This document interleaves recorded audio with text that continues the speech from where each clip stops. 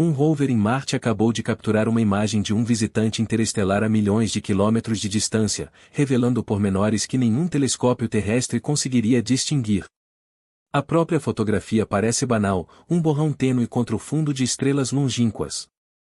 No entanto, os cientistas detectaram de imediato algo profundamente estranho na forma como a luz solar interagia com este corpo. Vais acompanhar agora uma investigação que começou com um ponto indistinto e evoluiu para medições que desafiam todos os modelos de cometas construídos ao longo de décadas. Vamos seguir o percurso de como a luz polarizada, a ausência de caudas, massas impossíveis e alinhamentos de trajetórias enigmáticos levaram os investigadores a dividir as suas descobertas entre o explicável e o possivelmente inexplicável para sempre. Contudo, o maior choque pode não residir em nenhum dado isolado, mas no conjunto de anomalias que se recusam a encaixar. Antes de entrarmos em matéria, pensa nisto. Se alguma vez observaste um cometa no céu noturno, sabes que eles difundem a luz solar de forma previsível, originando aquelas caudas luminosas icônicas. Então, o que implica quando um objeto difunde a luz de uma maneira inédita no nosso sistema solar ou em qualquer outro cometa estudado? Guarda essa questão.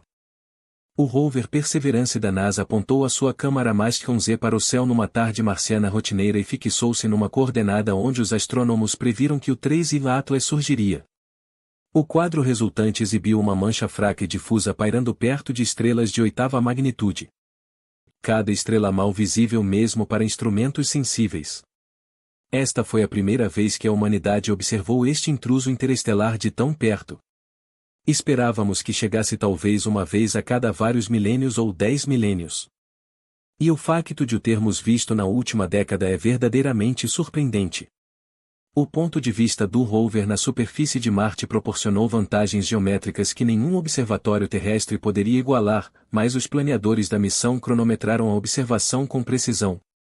O Perseverance registrou essa imagem histórica um dia inteiro antes da aproximação máxima do objeto a Marte. Os engenheiros sabiam que as sondas em órbita à volta do planeta vermelho obteriam vistas ainda mais nítidas no momento de maior proximidade, capturando resolução e dados espectrais que o rover terrestre simplesmente não podia fornecer. Por isso, as equipas priorizaram as ligações das orbitadoras para o conjunto de dados definitivo de aproximação. Atrasos administrativos na sede da NASA, todavia, fizeram com que esses quadros de alta resolução das orbitadoras ficassem retidos em filas de processamento por muito mais tempo do que o previsto. Negociações orçamentais e restrições temporárias à força de trabalho abrandaram os fluxos de libertação de dados em várias missões. Como consequência, o público viu primeiro o instantâneo ao nível do solo do Perseverance, apesar de existirem imagens mais precisas nos arquivos. Ainda assim, o rover ofereceu um bônus imprevisto. Leituras ambientais de superfície sincronizadas com o sobrevoo durante as horas em torno da passagem próxima do 3I Atlas. Os sensores meteorológicos e câmaras de navegação do Perseverance registraram um aumento notável na atividade atmosférica marciana. Diabos de poeira rodopiaram pela planície ao redor do rover. Os seus vórtices delineados com clareza em frames sucessivos. No horizonte, uma tempestade de poeira mais ampla começou a formar-se, com a sua fronte visível como uma parede amarela escura. Estes fenômenos poderiam ser apenas clima sazonal coincidente. Contudo, o momento exato, com o pico de atividade poeirenta coincidir precisamente com a aproximação máxima do objeto interestelar, pareceu estatisticamente intrigante a alguns investigadores. Ainda assim, o próprio cometa exibia uma ausência gritante. Todo astrônomo amador espera que os cometas ostentem caudas brilhantes. Aqueles estandartes característicos de gelo sublimado a fluir sob a pressão de radiação solar. O 3I Atlas contrariou essa norma durante semanas. Observações iniciais mostraram quase nenhuma cauda discernível, uma peculiaridade que gerou debate imediato sobre a composição do objeto. Depois, ao aproximar-se de Marte, um filamento tênue finalmente surgiu. Muito mais fino e apagado do que qualquer cauda registrada em cometas conhecidos. Os observadores mal o conseguiam separar do ruído de fundo. Em resultado, os analistas recorreram a estimativas de forma, na esperança de que a estrutura esclarecesse a composição. Reconstruções de imagens não verificadas, recolhidas de múltiplos observatórios e ainda à espera de revisão por pares, sugerem um perfil alongado em vez de um núcleo redondo.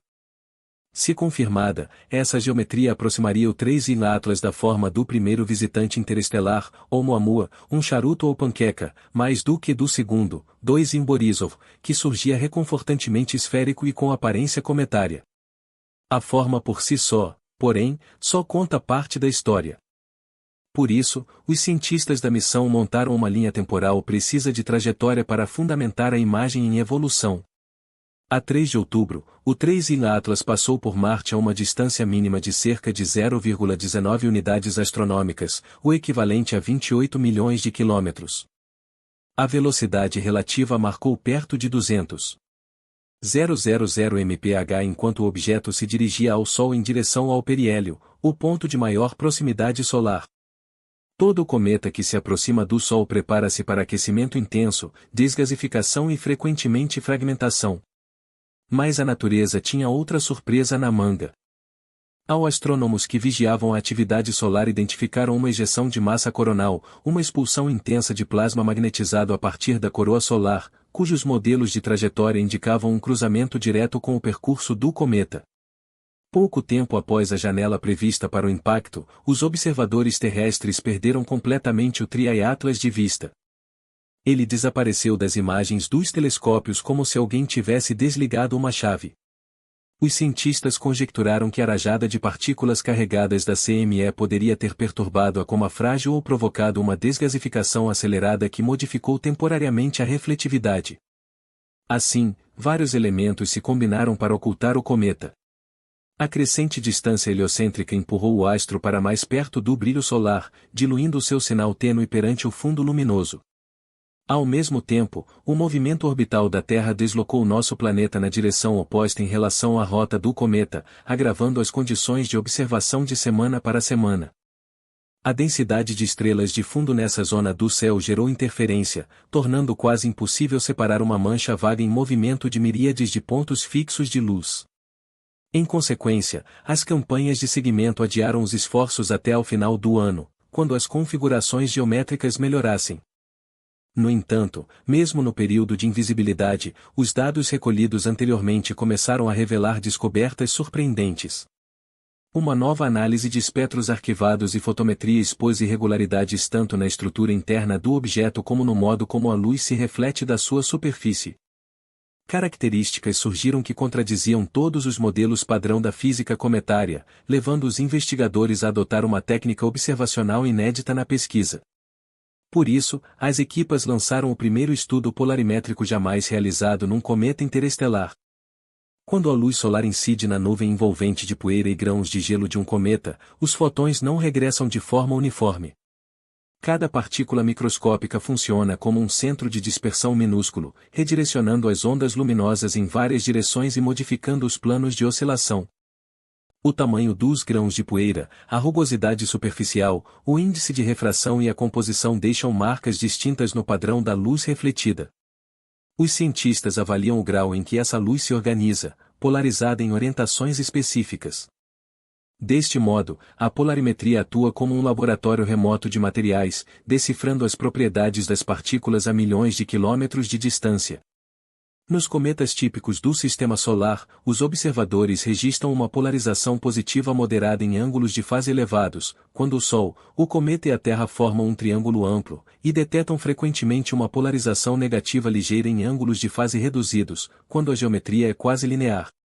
Os investigadores antecipavam que o Tri-Atlas se enquadrasse dentro desse intervalo conhecido, possivelmente com pequenas variações devido à sua origem interestelar. Em vez disso, as medições produziram valores tão radicais que, a princípio, pareciam falhas instrumentais. O 3º Atlas mostrou um mínimo de polarização negativa de menos 2,77% num ângulo de fase de apenas 6,4 graus, pulverizando todos os registros cometários anteriores. Nenhum cometa do Sistema Solar, por mais peculiar que fosse, se havia aproximado desse valor. O achado é inequívoco. Os grãos de poeira na coma deste objeto devem variar drasticamente em textura, forma ou composição em relação a tudo o que se forma no disco protoplanetário do nosso Sol. Assim, o local de nascimento do cometa quase de certeza envolveu condições inexistentes, ou pelo menos infrequentes, no nosso bairro cósmico.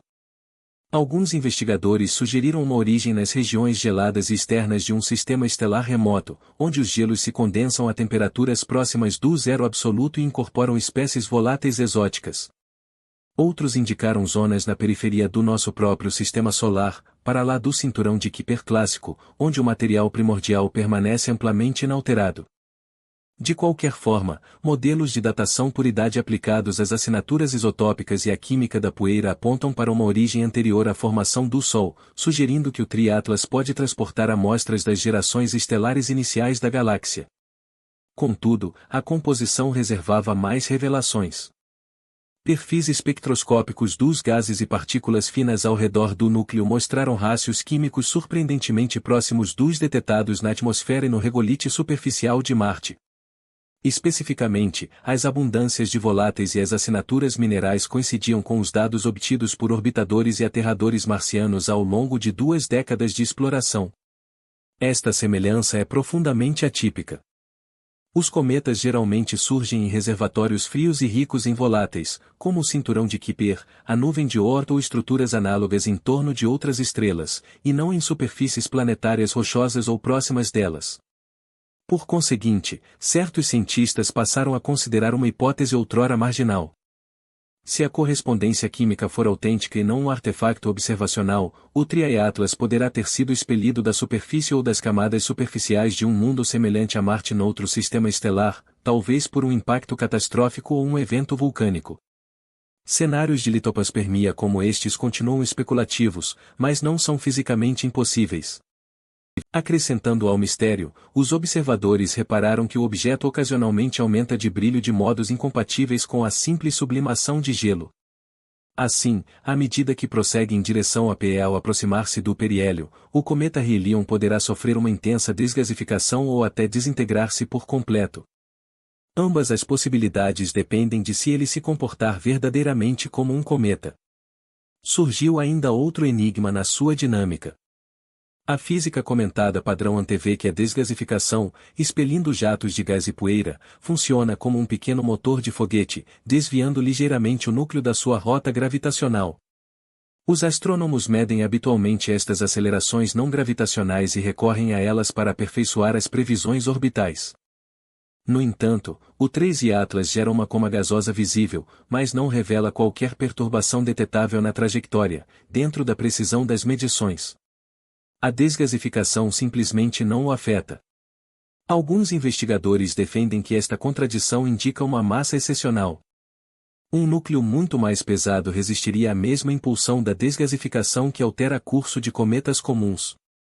Por isso, as estimativas de massa subiram para territórios inexplorados. Modelos fotométricos iniciais, baseados em albedo e densidade normais, indicavam que o Tri-Atlas poderia ser 1000 vezes mais massivo do que um cometa brilhante típico. Cálculos mais precisos, que integram polarimetria, espectroscopia e restrições dinâmicas, fixam agora o limite inferior acima de 33 mil milhões de toneladas métricas. Esse valor ultrapassa a massa de qualquer cometa natural registrado na história astronômica moderna. Mais intrigante, ao traçar retroativamente o vetor de entrada do objeto, o seu ponto de origem situa-se a menos de 9 graus do célebre sinal UAU detectado em agosto de 1977. Um pulso radiofônico breve e intenso, que alguns investigadores outrora viram como um possível indício de tecnologia. Assim, Loeb provocou o debate na comunidade astronômica. Ele sustentou que quem afirmar que o Tri-Atlas é apenas um cometa natural, ainda que invulgar, tem de justificar todas estas coincidências por processos convencionais, composição volátil, mecânica orbital, física das partículas de poeira e cronologia, sem recorrer a viés de seleção ou explicações vagas. A formação natural continua a ser a hipótese nula e poderá revelar-se verdadeira no fim. Contudo, o conjunto de anomalias não para de aumentar. Cada nova observação adiciona mais uma camada que os modelos atuais de cometas têm dificuldade em integrar. Assim, enquanto o objeto avança para o Sol e uma possível fragmentação, o enigma aprofunda-se em vez de se esclarecer, deixando interrogantes que talvez sobrevivam ao próprio cometa.